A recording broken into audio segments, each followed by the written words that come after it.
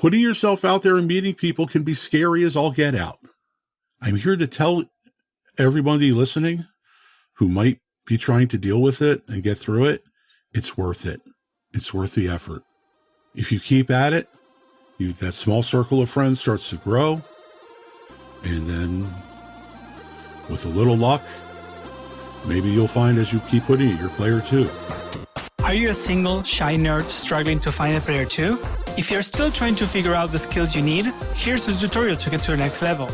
Learn from experts and fellow nerds who found their partners, the mistakes they made, and how they still ended up together, with no cheat codes. I'm Alex Goldstein, and this is the Roll Today podcast. Hey everyone, I'm Alex, and I help shy, introverted nerds get over their fears and anxieties to find their player 2. Today I bring you Frank, aka Uncle Greyhawk, a nerd who found his player 2, and we're going to talk about how they ended up together. The idea is to address some of your questions, dispel some myths, and hear about the many different ways that nerds can find real relationships. Frank, thank you so much for coming. My pleasure. Thank you for having me.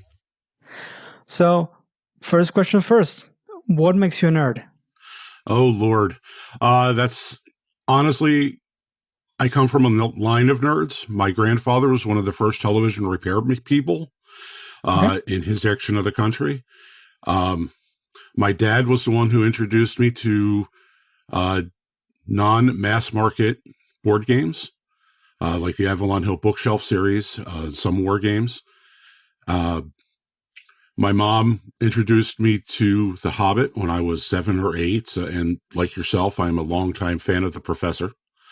And I have been into fantasy literature and board gaming and role-playing games for probably 40 years or more now. Literature for even longer. I've even worked in some small capacity with the demo teams for several game companies. So, longtime nerd and multifaceted as well. A few generations of nerd. That's the first time I've heard it, to be honest. Everyone was like, when I was a child, when I was in high school, you're like, my grandfather. I come by it honestly. What can I say? I love it. I love it. So tell me about your wife. When did you meet her? Well, we met in college in the late 80s. And our accounts differ a little here. Her first recollection of meeting me was actually in the theater scene shop. Apparently, I was taking some lumber down off a rack and almost hit her in the head. I don't remember this. Right? I don't remember this. Okay, that doesn't mean it didn't happen. It means that I was probably, in the process of working and fine. My first recollection of our meeting was actually at the college role-playing game that weekend. She was brought by her friend, her roommate, and that was the first time we met. Do you know what she thought about? Like, did she remember you because you almost killed her, or did she remember you because she thought you were cute? Probably the former. Okay. But being a rather large person, I am also somewhat memorable. I'm 6'3" at that time, probably over 280. But she remembered me then, and over the course of the next year or so, we became friends through the gaming club and through some theater projects. And I remember being interested. I thought she was attractive. But at the time she was engaged. And at that time, and even still to me, that's it. Okay, you're engaged, hands off. It's cool. And we became good friends. So, you said that she was brought to the role-playing club by a friend. Yes. Why? What did you join the role? I mean, I'm guessing you're a nerd, so for you it was just no. I found the group very early in college. The college had an afternoon set up where the various clubs, groups, sororities, fraternities, what have you, all came, they were all had a table in this one central location, and they were, hey, this is who we are. This is what we do. Come join us, type of thing. And I found the role-playing group there. I was a member of that group throughout my 4 years of school there. Right. So you didn't join saying, hey, I want to find someone to date. You were just like, this is what I do. This is what my whole family has been doing for generations. This was not so much a dating thing. This was hey, these are my, fellow nerds. Cool. And, if it works out that way, fine. Yeah. Do you know from her side why? She came along because she had heard about it, but heard about role-playing games, but had never really experienced them. Right. And was curious. She's also a fan of fantasy fiction.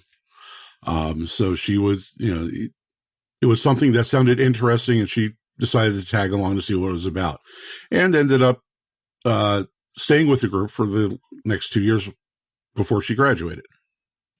Okay, cool. So you guys met at the club, and you said you became friends. How did that come up? Were you like doing group things outside of the club, or what were you doing that you became friends? Part of it was in club, of course, and then part of it was, we got together outside of the club. The group was a fairly close group of people. There's only about maybe a dozen of us, if that. And, we would get together outside and do different things. A lot of us were also active in theater program. So we saw each other, working on shows. And as I said, at that time, I was fortunate enough to have a friend, in Mouse. And, later, she was 2 years ahead of me at school, so she graduated before I did.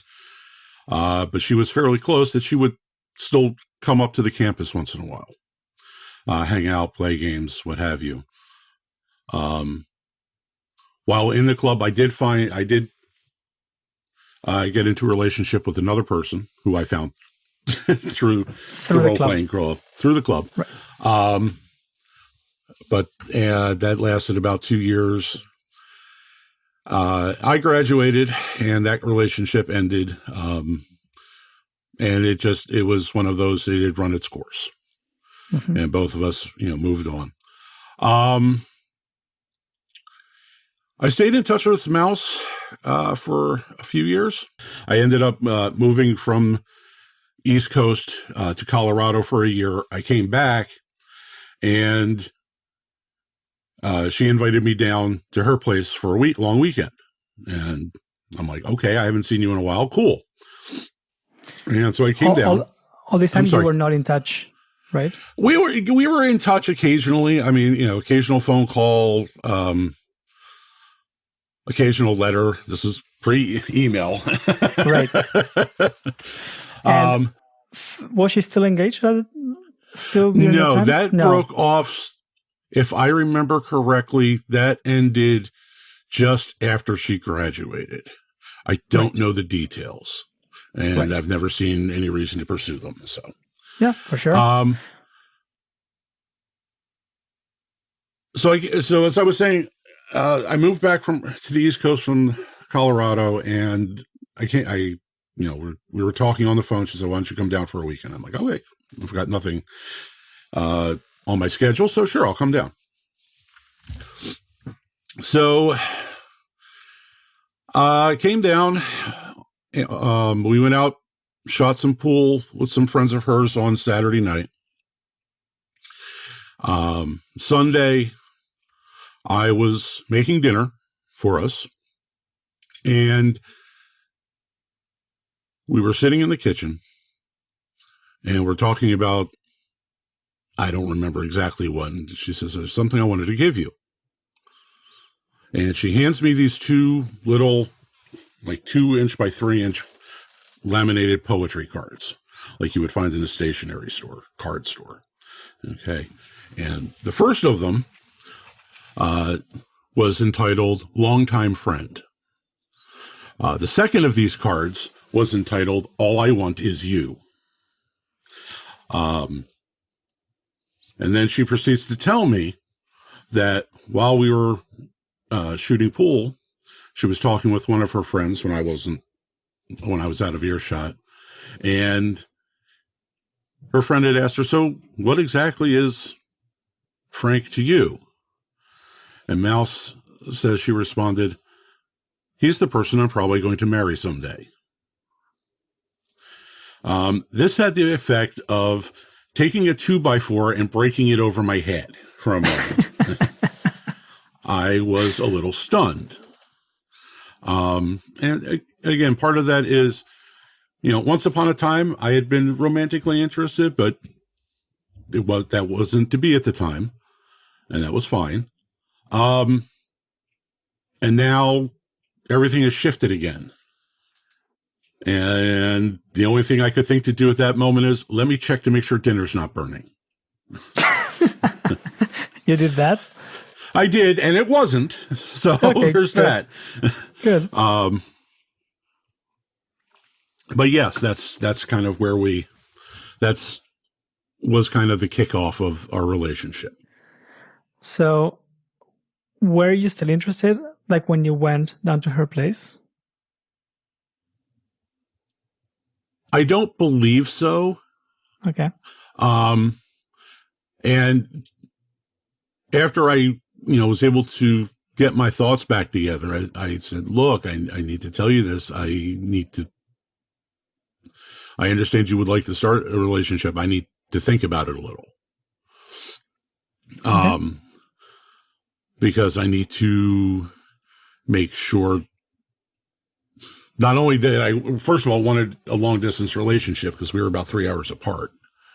But also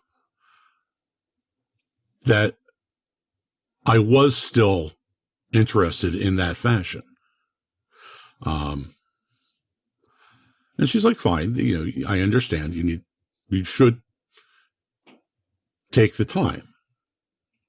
And so I went home on Monday and thought about it on the drive home, because really there's nothing to do much except think when you're driving for 3 hours. And I thought about it, and and then we talked a couple days later, and I said, you're willing to give this long distance relationship a shot? So am I. And she said, well, yeah, let's see where it goes. And that was sort of the official start of the relationship at that point. So had you noticed any signs of any kind that she liked you? Like, did you see anything, or was it like... Sorry, let me rephrase. Yeah. Was she trying to give you signs and you were not seeing them? That's more likely. Yeah. That's more likely, because I'm the person around that notices everyone else's signs towards each other, right? Yeah. I'm like, how do you not see that? When it comes to me, blind. I think many of us are like that. Yeah. And I suspect part of that is just, especially being a nerd in the 80s, it was less socially acceptable than it is today. I got a fair amount of crap, even though, I was the size I am. And, I think a lot of people tend to say, oh, they can't possibly be talking to me, or if they are trying to flirt with me, it's to set me up for something. And I think it can be really hard for people to shake that. Heaven knows, I don't think I have, and I'm, in my mid-50s. It's been a while. So, yeah. But yes, I'm the one who I can see, anyone else, oh, dude, if she was flirting with you any harder, she'd have laid you on your back. When it comes to me, never see it. Yeah. Yeah. I think it's also sometimes the fear of like, is she just being nice? Like, is she this nice to everybody? Like, she's being nice to me. She can't be flirting, right? And also, it often happens the other way, right? I've seen from many women complaining like, "Oh, I was just being nice with the guy, and he thought that I was flirting." So yeah, I've seen that as well. Yeah. So I can see that as a nerd, we don't expect it, and therefore we assume that she's just being nice. Yeah, and I think there's also I think there might also in some cases be if I assume that she's just being nice, I'm not setting myself up for disappointment. Yeah. So. Yes. Yeah. So in the end, it took at least one of you to actually say it. And the way she did it, I think, was pretty nice as well. Yeah. She was the one who made the initial move on the relationship. And I think we've been very fortunate because in this case, we had 5-6 years of friendship, of knowing each other, and getting to understand each other's quirks, or the good and the bad, right? And it sort of lessened or shortened the discovery of each other because we already knew a lot of it. And we knew to some degree, at least, as opposed to, just blindly meeting up or whatever, or, we start a relationship back in college without knowing what some of those quirks were and avoiding some of those, maybe avoiding some of those pitfalls. Yeah. At least you know what you're getting yourself into. Yes. Or at least have some idea. You're right. Exactly. You have some idea. You may not know everything, but you've got a better idea than maybe otherwise. Yeah, exactly. Like, I had many of the other interviews that I did. It was pretty much the same story, right? It's like, we've been friends for a long time and then started dating. And that actually set like a really good foundation for the relationship later, because you already know you have things in common. You already know that you enjoy spending time with each other. And that's a completely different thing than just swipe, match, date, done. Yeah, agreed. We both knew some of the other person's likes and dislikes, where we matched on them, and where we don't. I'm also a fan of the horror genre, and Mouse is definitely not. So it's good to know the things that I think that the other person doesn't like as well. Even if you do like them, you can always work to a compromise or, an arrangement where, especially, for example, during, October, where I do enjoy some horror movies, I just make sure I'm either in another room watching them or whatever, and then the things we enjoy together, we do. Yeah. And that's the same with any hobby, anything. Like, you don't have to find a nerd who's exactly into the same fandom as yours. As long as you share some things, you can share those things and then do your own separately. Like, it doesn't really have to be 100% of the time, 100% of the activities, right? As a matter of fact, I would tell people it's good for you to have your own interests that don't necessarily match with your partner's, because I've also seen relationships where the relationship got strained because they were spending too much time together. They were not having any time for themselves. They were not having any time kind of away. And I think that, allowing yourself and allowing your partner to have time for those things that they're interested in, but you may not be, is not only good and healthy, I think it's necessary almost, just so that they have the opportunity to explore their interests. And you've got yours too. And you need to be able to explore those as well. And I think that also applies to friends as well. Many of the people that I talk to, they're like, I don't have any friends and I'm looking for a partner. And I'm like, well, let's start getting you friends. Yeah. And then a partner, because you also need friends. Very much so. And in that respect, we've been we were very fortunate. That we had, our own friend groups, and then our mutual friends where those groups intersected. I just want to go back to the role-playing club. In my Discord, I have a guy who he recently started dating someone he met at a lightsaber dueling club in college. Nice. And every time I tell people, like, just pursue any hobby, go make friends through things that you like. And you might either meet someone through the hobby itself, or maybe a friend of someone that you met through there. Right.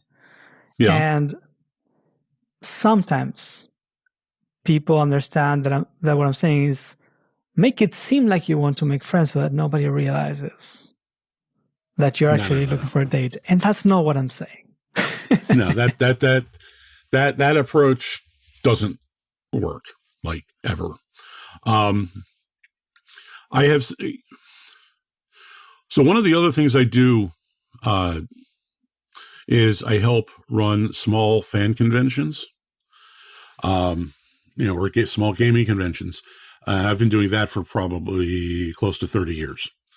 But I have seen a number of long-term relationships spark or get their start because they went to, hey, this event sounds cool. They're going to be talking about, I don't know, Doctor Who or, Tolkien or fantasy literature in general or whatever. And somehow in the course of that, they met, they started talking, and, the relationships developed from there. It was the getting out and meeting people that was the hardest part. And these people weren't out. None of them were out looking for, their player two. None of them were out looking for a relationship. They were just out because this thing was happening. It sounded cool. And they went and checked it out. And lo and behold, after a couple, maybe it wasn't at the first one they went to, maybe it was at a subsequent one, but they kept going. They kept going out to have fun. They made friends, and eventually they met their significant other. And I've been very fortunate to have witnessed several dozen of those relationships blossom and grow over the years. Yeah. And I think the key there is they went to do something that they enjoyed. They met people and they made friends. Right. Exactly. There was no expectation that they were going to go and find their significant other, new player two there. They were going out to meet people and to enjoy, the company of other people that had a shared interest. Yeah. And, there was no other expectation than that. Yeah. And often you can tell those people who have those expectations and who are only looking for someone to date, like you can smell them a mile away. For them, usually. Yes. Unfortunately. I shouldn't say unfortunately. I will give them some credit because they're trying. They're at least putting themselves out there, even if it's not in the most optimal manner. So getting out there is the goal. I think making the friends should be the goal, not I'm going to find the right person by going here.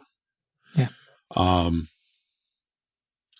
Because in my experience, a lot of people will pick up on that, and it turns them off because that's not what they're looking for.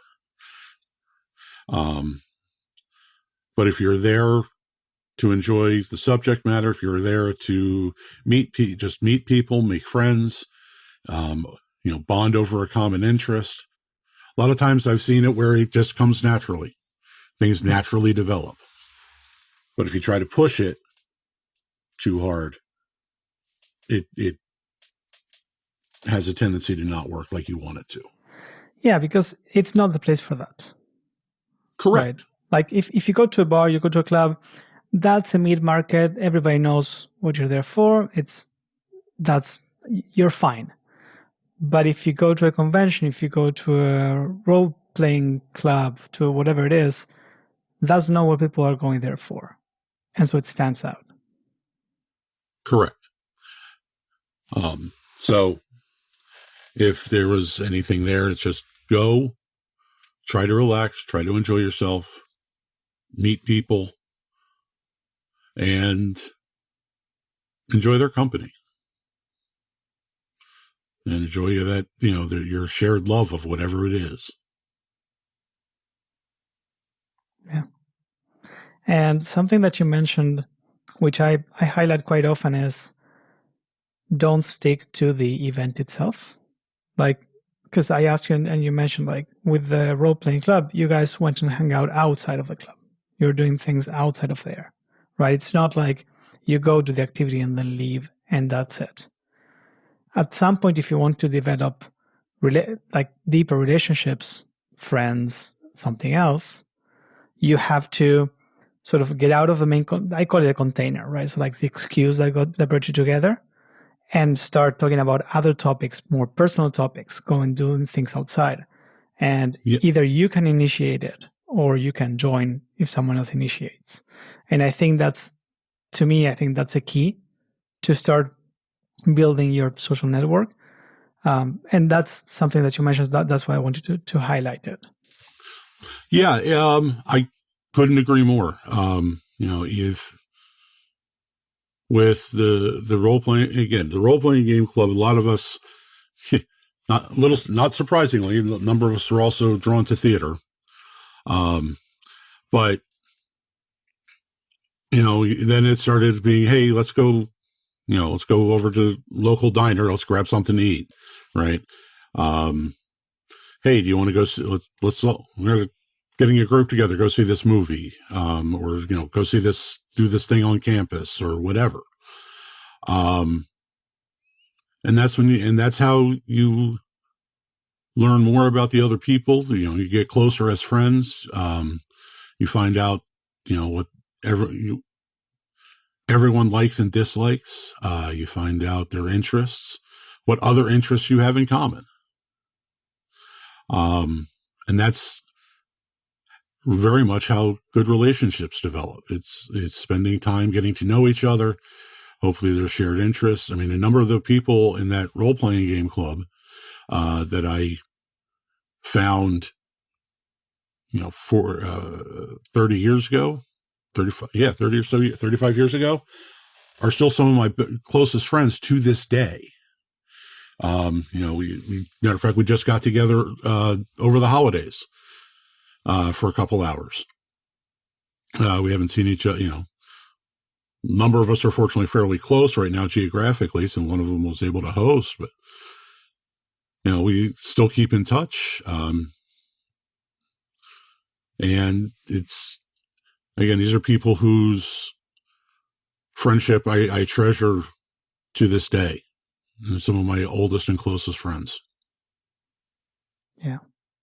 I have the same with the Tolkien Association back in Argentina. Like, that was 20 something years ago, and still, like, one of the hosts that I interviewed, we pretty much text or message every 2-3 days whenever she doesn't have her kids all over her.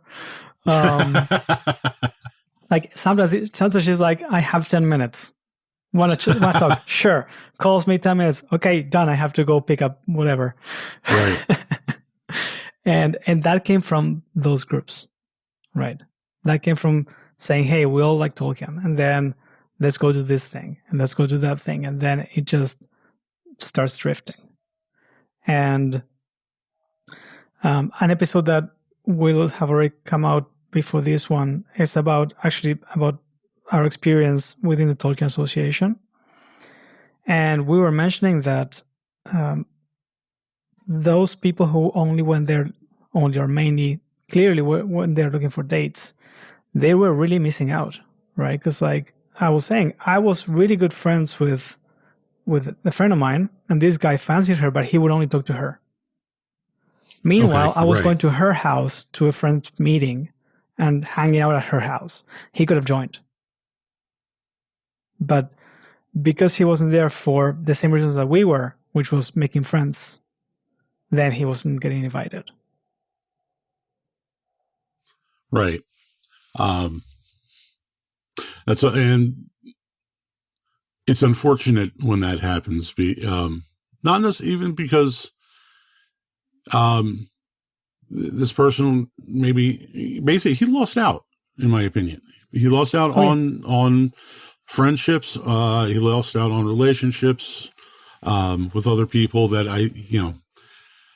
from what I've heard from the episodes of yours I've listened to, that have lasted quite a while. And I don't want to say I feel sorry for him because that's not accurate, but I never like to see or hear of someone who maybe has lost out on the opportunity for friendship. And I always think that somebody has unfortunately maybe missed an opportunity. Yeah, I think it's sort of like, I don't want to say desperation, but like hyper focusing on one outcome. Like we're saying, like having expectations. I mean, like, this is what I want, and everything else doesn't matter.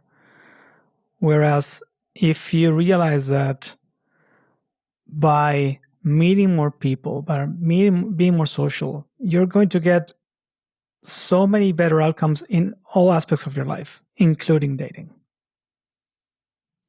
Right. Without question.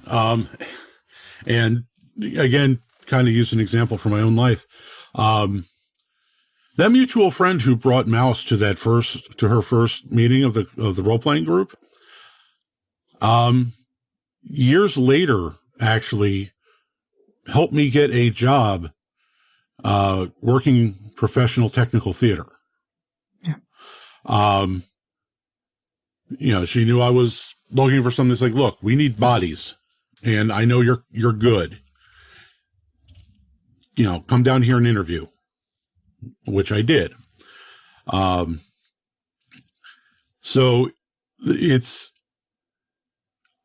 if you had told me, back when we first met, that, one day they're going to help you get a job that will allow you to move down to be by your future wife. Yeah, I would have been like, okay, sure, whatever. But that's, let me just roll some dice. Right. Exactly. Hush and roll to hit. Yeah. But that's the way life worked. And that's the way life sometimes works, is the friendships and relationships that you cultivate through whatever source. Sometimes later in life, somebody lets you know, hey, there's a job. Hey, there's this happening. Hey, there's that happening. And you're able to have more experiences that will help you, that will enrich your life, that will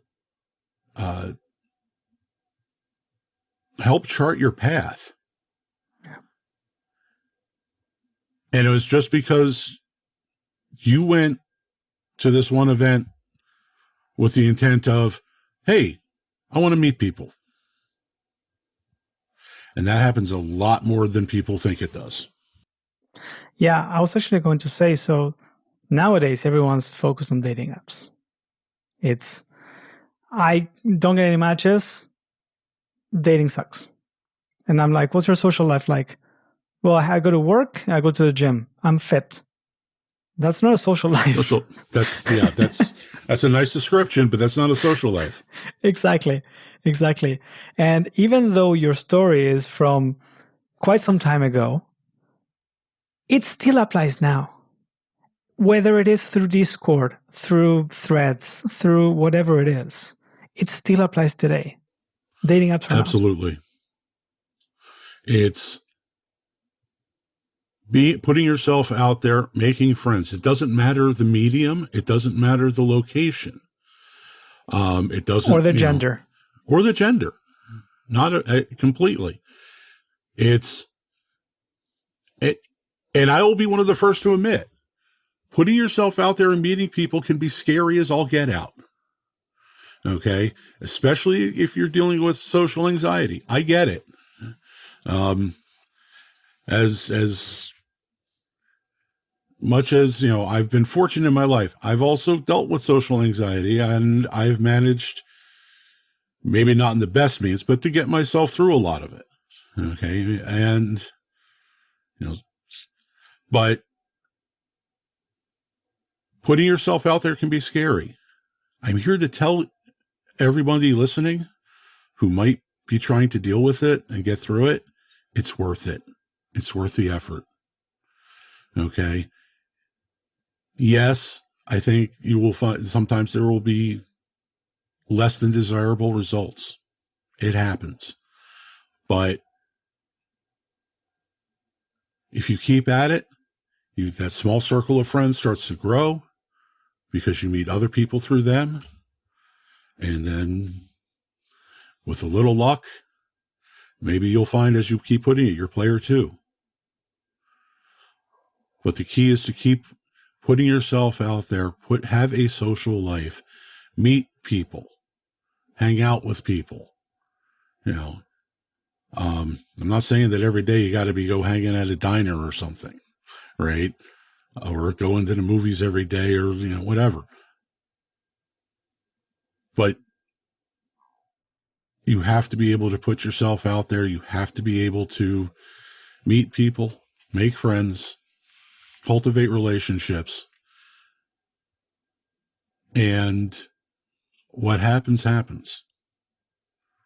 There's no magic spell. There's no combination lock. There's nothing like that out there. It's, you put yourself out there, you make the friends, and life takes its course. I love it. Yeah. Were you dealing with social anxiety when you joined the club? Probably. Okay. It wasn't really I don't think that was really recognized as such of a thing in the late 80s, early 90s. But if I think back on it, probably to some degree, yes. Again, especially,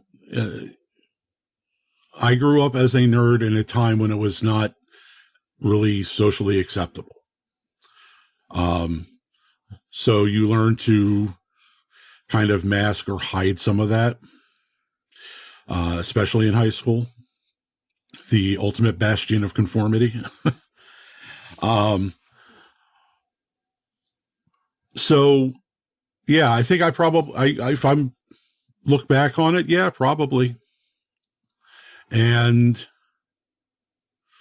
as I say, I'm not sure I used what would be a very good method to get through it, which is basically my yelling at myself, telling myself, just do it anyway and shut up and quit your whining. Okay. Not a method I recommend. I would say it's an old school method used for men. Yes. And you're not wrong, but it's what got me out there. Okay. And,